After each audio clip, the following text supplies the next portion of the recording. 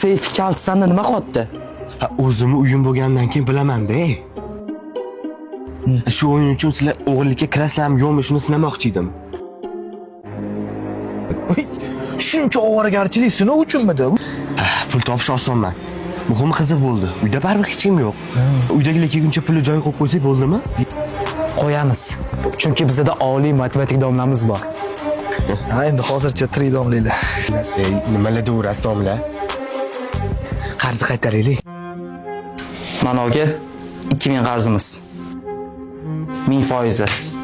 Foiz emas, foyda. Ha, foyda. Pastavkada pul yaxshi ekan-da. Ha, shu faqat real degan pastavkamiz ozgina birak chiqyapti-da. Lekin meni telefon qilishga majbur qildinglar sizlar. Ha, endi zakazlar ko'payib ketdi. Bir haftada berishimiz kerak esimizdan chiqib qopti aka.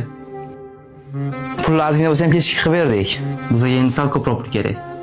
20 ming bo'lsa, foydasi ham cho'tki bo'ladi. Ha, endi katta bozor egallashmi?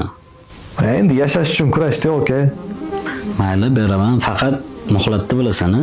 Ha, bir hafta. Ancha o'rganib qopsizlar. O'g'irlangan pulni qaytarasizlarmi? To'xtab tur, bugun katta o'yin bor. Hisob kitob qilsinlar, vashcha ko'p o'yin. Ko'taraylik, oshig'i bilan qaytarib qo'yamiz joyiga. Ne, to'g'ri. Bugun liga chempioni-ku. Koeffitsiyentlarimizni hisob kitob qilib olmasak bo'lmaydi. Juda ham zarur. Ketdik. Oxirgi tur. Bu turda yuqoridagi jamoalar kuchli 8 talikka kirish kerak. Shu sababli birinchi navbatda Barselonani holati. U uyida Kopengagen bilan o'ynaydi. Katta hisobda yutsa, matematik jihatdan 8 talikka kiradi. PSG va Newcastle bularga ham g'alaba muhim. Ikkisi ham kurashadi. Demak, bularniki durang. Manchester City o'z uyida o'ynaydi. Bularga ham g'alaba kerak. City yutadi. Real Madrid va Benfica, Mourinho. Bu odam ko'p katta o'yinlarni hal qilgan.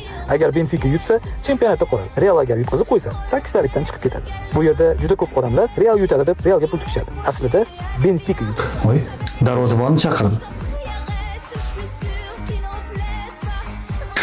Voy, darvozabon. Gol! Domla 50 ming. 50 ming yigitlar! Domla!